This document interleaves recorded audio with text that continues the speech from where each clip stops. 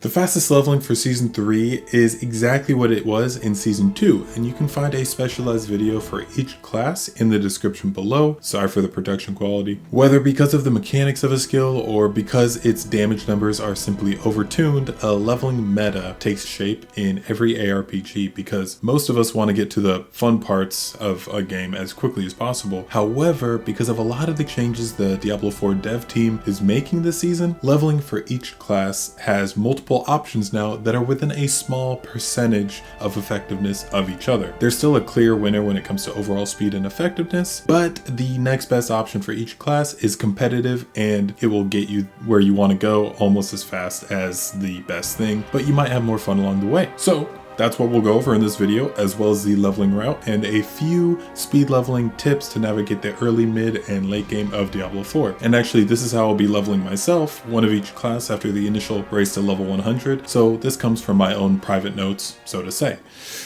Let's get into it. For Necromancer, it's a mix of shadow damage over time, thorns, and minions. With the new aspect of Iron Maiden getting buffed by over 50%, and the scaling thorns from the Iron Golem now, this build is probably even better than what I feel like it is. I sort of tested it out in Season 2, seeing if anything was comparable to Blood Surge, and this was the only setup I could find that was about 80% of Blood Surge's speed, and now they've gone and buffed it like crazy, so I'm sure it's closer to Blood Surge's leveling power than ever before. For Barbarians, they're giving Upheaval a guaranteed source of overpower, and that's always a very special occasion. Guaranteed procs of overpower are overpowered, and they're making charge especially, but also leap, do viable amounts of damage that when coupled with charge's ancestral charge aspect is going to be clearing whole screens of trash mobs while moving super fast movement wise. And if I had to guess which class is going to hit level 100 first, it would probably be Barbarian in Season 3. For Rogue, I did thorough testing of Barrage in Season 2. They're not touching that skill at all, but they are super buffing the aspects that have to do with shadow imbuement, which you always use alongside Barrage, at least until the end game when it gets a little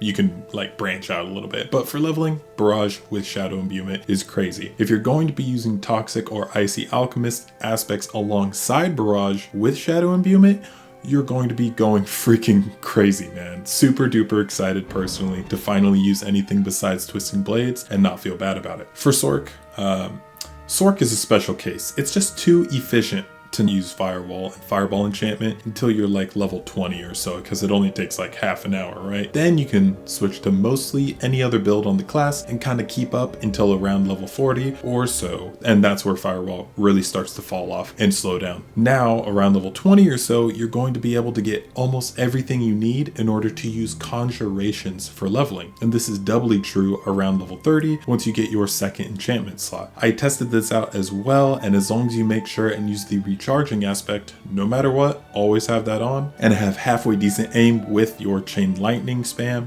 you're going to be sitting pretty and zoom like an old school Honda commercial. Personally, I'm super excited for conjurations. I'm gonna redo a Sorc video on conjurations as soon as possible because there's a whole new version of it that is completely viable, and I'm calling conjurations as being the most the best Sorc build. It's not going to be the most popular because it's kind of a high maintenance build. There's a lot of micro involved and it's kind of complicated, to be honest. Moving on to Druid. This was the first real video I ever made on my channel because my friend was saying how bad Lightning Storm was and how he wished it was usable, and then I was like, I bet, hold my beer, brother. It's still probably the second fastest Druid build for leveling, especially after all the buffs to Cataclysm this season, all the relevant aspects, lucky hit synergies, and legendary Paragon node buffs. It might feel awkward at first, and it's a whole different kind of playstyle, and it's not for everyone, but once you get used to it, maintaining the Lightning Storm stacks and microing properly and learning how to push bosses or micro bosses, manipulate bosses up against a environment so that you can get multiple hits of Lightning Storm on a single large hitbox target, build starts to go burr like you wouldn't believe. Alright, on to the leveling strategy. Without taking into consideration what the seasonal content will bring into the game, the leveling route is going to be domain tunnels all day long, baby, and specifically the first area of it without releasing prisoners. I tested out getting to level 50 first and then then doing the capstone dungeon, as opposed to just doing the capstone dungeon whenever the build was ready, typically around level 40 or so, and getting to 50 first, and then getting those 25 Paragon points and that huge power spike that comes with that, make the transition into World Tier 3 so much smoother. You'll probably like doing it that way anyway,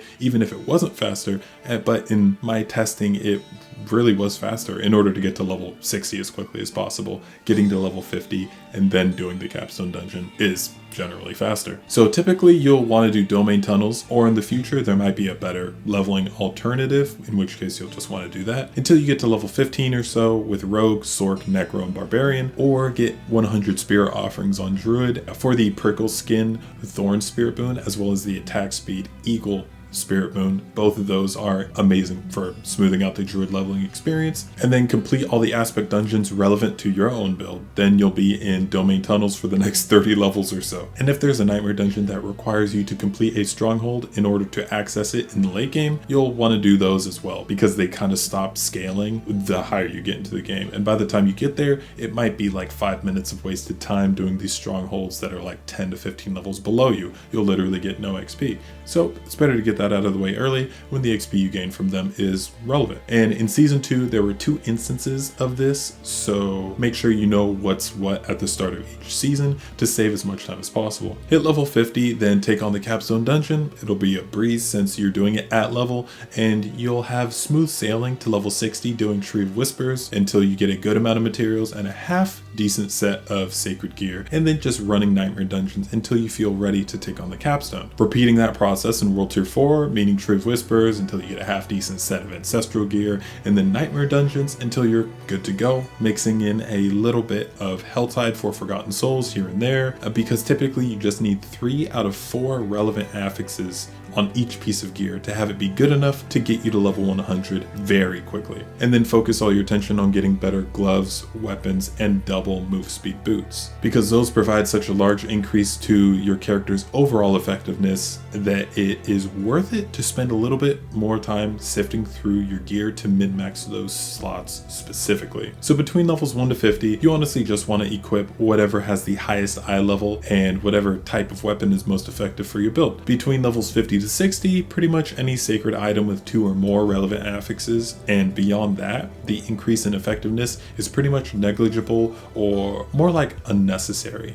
I guess you would say, so don't worry about it too much. Between levels 60 to 70, you'll want to look for 2 or more affixes on ancestral gear as well, and as soon as you're ready to take on Helltide, do so that those 2 relevant affixes turn into 3 with enchanting, and you'll be good to go until level 100. I also prepare a leveling version of my Paragon board, because until you're well into your level 80s, you're probably not getting more than 1 glyph to level 15. So making an alternate board setup that focuses on leveling and focuses specifically on the best rare node clusters and legendary powers is going to give you more power in the short and medium term, so that those world tier transitions and mid-late game awkward area of scaling transitions is smoothed over a good amount. Hey everybody, post-editing Rain here. I forgot to record like an outro portion or anything like that, so I just hope this all helps you along with your leveling journey in Diablo 4, and have a great time. Stop by the stream if you want to see this all live. I stream until I hit level 100, whether that takes me 20 hours, whether it takes me 30 hours like season 2 did. Every season starts. So whenever you're watching this video, it doesn't even matter when,